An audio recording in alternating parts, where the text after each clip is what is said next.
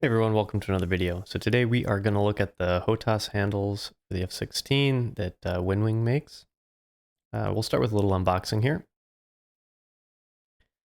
So the first thing I was greeted with is this metal component that the throttle slides on. It's very well built. It's very thick. It's a lot lighter than I thought it was going to be, but it is solid metal. The next is a bunch of components to build the frame.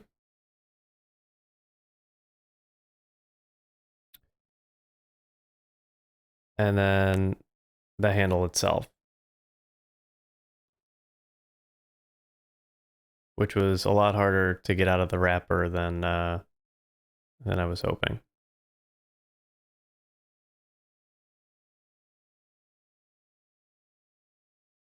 So the handle itself, very durable, feels very hefty, completely made out of metal. Then there were a bunch of screws and bits and bobs that are used to construct the metal frame.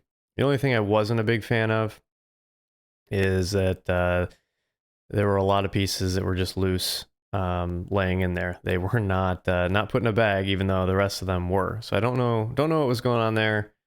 Also, they came with tools. And I think I have a small revision to the manufacturing process because those two larger bars are not in the literature, at least Winwing's literature. And so putting this together was a little bit interesting. All right, looking at the throttle itself, everything is, set up here. Everything goes in and screws into the base here. Like other reviewers have mentioned, you only get two spots to mount onto, like a mount for a desk mount. But overall, everything went together pretty well. No real issues other than it is a little bit fiddly. So if you do get this, expect to spend a little time. The motion itself feels very good.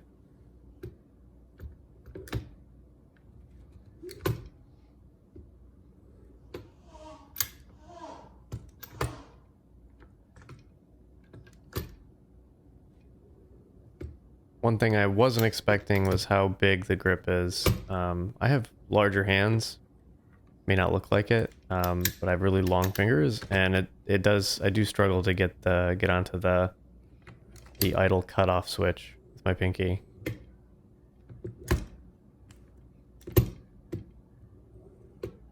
Also note that you're going to want something really sturdy holding this thing down.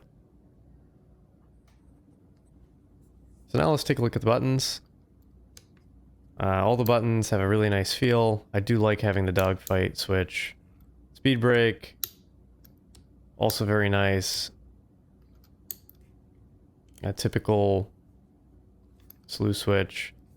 Now the ant elevation switch, so the antenna elevation switch, it actually has a center detent, so it's a hall sensor with a center detent. The manual ranging ring is a encoder, so it is click. And then this 5-way switch here feels really good.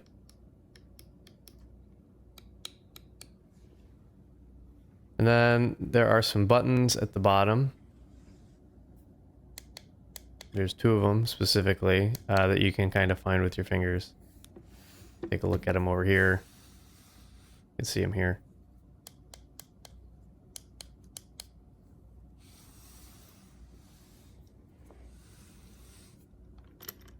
And then the pinky switch, which is just a mechanical switch. So one of the things I do want to mention is that Winwing does have a user manual for the throttle handle set, and it basically tells you the content that comes inside the box. It has information about the angles and the travel distance, as well as your sizes, things like that, how many buttons. And then they also have information on if this ball bearing is a little tight, you can unscrew it a little bit. You can also replace it. Winwing does provide you 2 spares. At least my box had 2 spares. And then it just gives you basic information on how to assemble it. Now I will say, so this part's fine, right? It says, okay, move them to either ends, screw them in, put the you're gonna put these in this bolt in here. It says, you know, don't do it like that. You want to do it when it's all the way back because it'll help stretch out the or all the way, yeah, all the way to one end because it'll help you put it in. It tells you how to connect it here, and then where you put the other one. The thing that was not great was this part, telling you how to create the side rails and how to connect the whole pieces. So one of the things I did notice, and I do want to point out, I do not have these pieces here. My kit came with completely different hardware. It's very similar, right? So it's basically the exact same as this, except instead of there only being one hole, there's two holes, and then I don't have this bottom part that didn't come connected. It actually was a much larger and wider piece. It's not a big deal, but it did throw me for a loop, and I had to kind of like think to myself, hey, did I get the right components? Did something change? My guess is that it was cheaper to do what I got, or that it is more compatible with their V2 throttle base, and maybe this was V1. That being said, this manual hasn't been updated yet. It is, the date on it says January of 2022. And then probably, as anyone could guess, this piece here is very fiddly.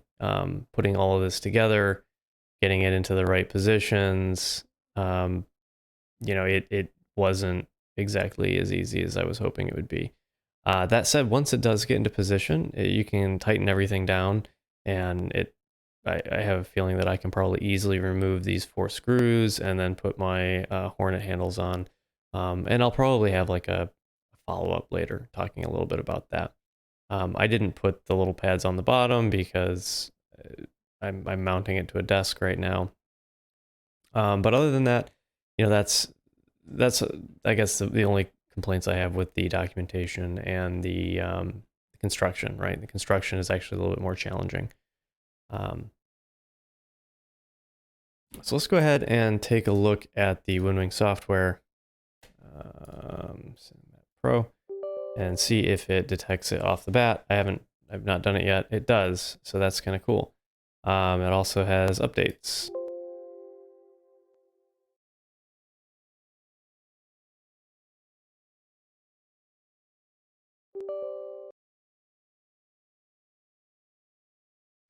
So yeah, so looks like it detected it, and it's telling me where everything is, which is nice. Very cool. And then, of course, yeah, all right, cool. So everything just shows up. I'm told that, I'm not sure what axis this is. What axis is this? RX and RY.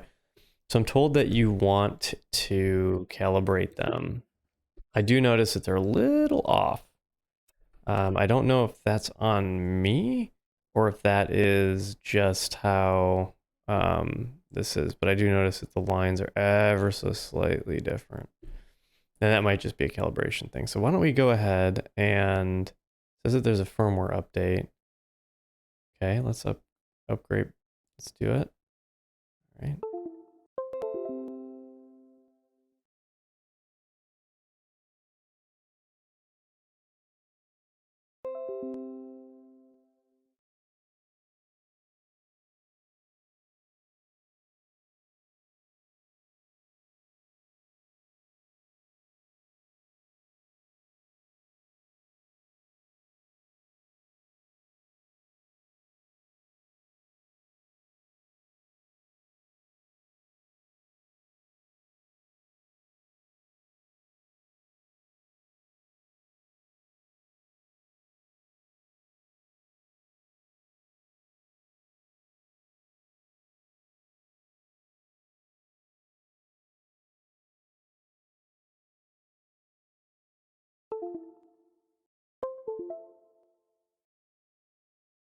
All right, so that didn't take too long. It looked like it flashed pretty quickly.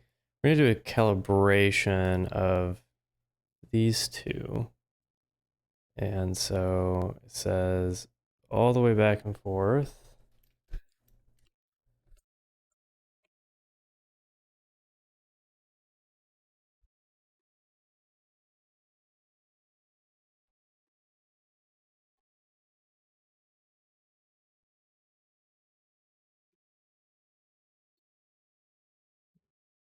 complete it. And now let's take a look at test. See if, yeah, that seems to have fixed that problem. Now they're together. So apparently, if you do run into a situation where they're ever so slightly off, go ahead and do a quick calibration. Other than that, I guess my final thoughts on this is that I am very excited to use it. It feels very sturdy. All the buttons click well. I do like that this is a not a rotary encoder. The antenna elevation is actually a Hall sensor, so I think that's pretty cool. So anyways, thank you again for watching, and we will catch you in the next video.